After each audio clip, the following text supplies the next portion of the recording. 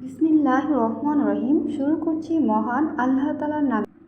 আজ আমি গৃহিণী আপু ও ভাইয়াদের জন্য বেলা ছাড়াই কিভাবে রুটি বানাতে হয় সেই রেসিপিটি দেখাবো। প্রথমে নিয়েছি 2 কাপ আটা, পরিমাণ মতন লবণ।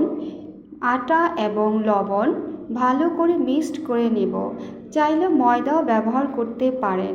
এরপর দিব নর্মাল পানি দিয়ে ভালো করে মিক্সড করে নিতে হবে।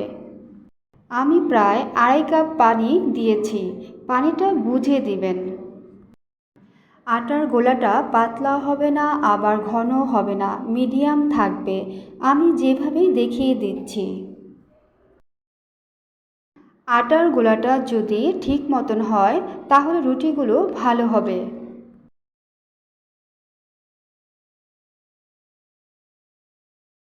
ঠিক এইরকম হবে আটার গোলাটা।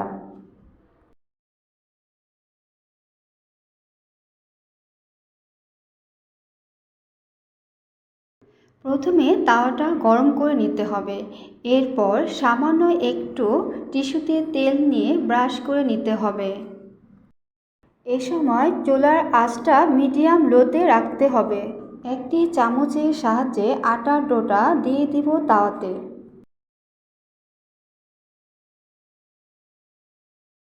উপর থেকে আলতোভাবে চামচের সাহায্যে গোলাটা ছড়িয়ে দিব, ঠিক এরকম করে।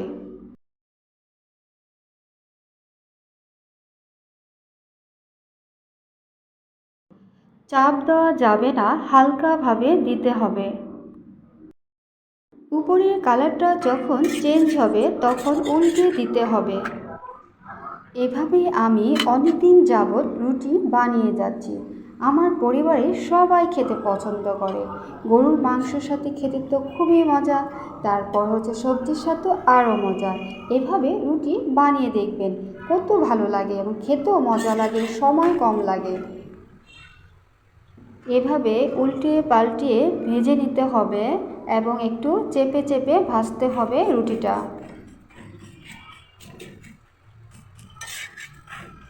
এ সময় চুলার আঁচটা বাড়িয়ে দিতে হবে আর এভাবে রুটিগুলো ভেজে নিতে হবে।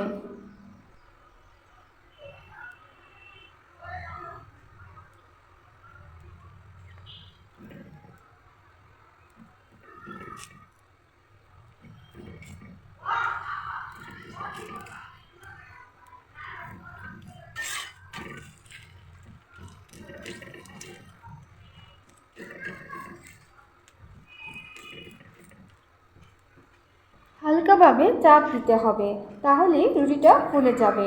এই দেখেন আমি কিভাবে চাপ দিয়ে ফুলাচ্ছি, এভাবে ফুলে যাবে।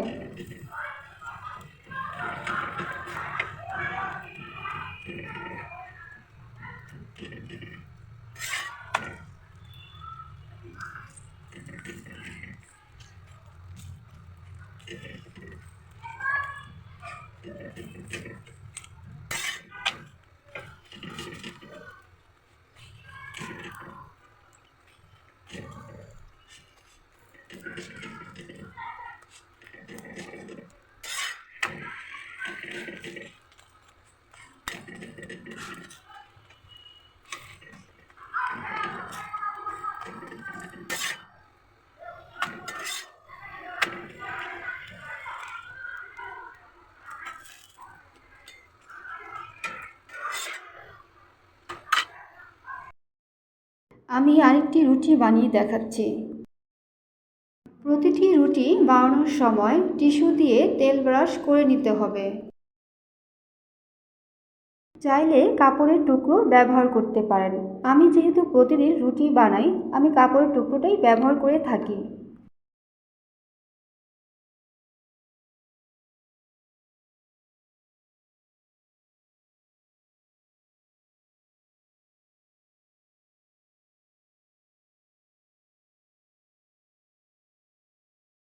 এভাবে আমি প্রতিটি রুটি বানিয়ে নিয়েছি।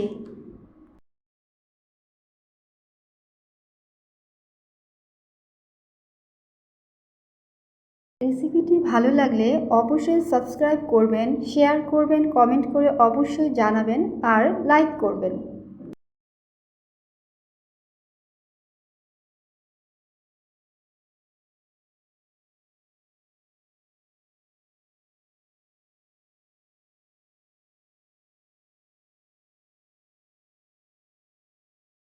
আপনারা দেখতেই পাচ্ছেন আমার রুটি বানানো হয়ে গিয়েছে।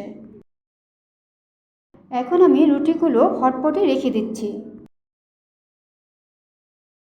রুটিগুলো যখন খাবো তখন গরম থাকবে এবং খেতেও মজা লাগবে। তো ভালো থাকবেন সবাই। আল্লাহ হাফেজ।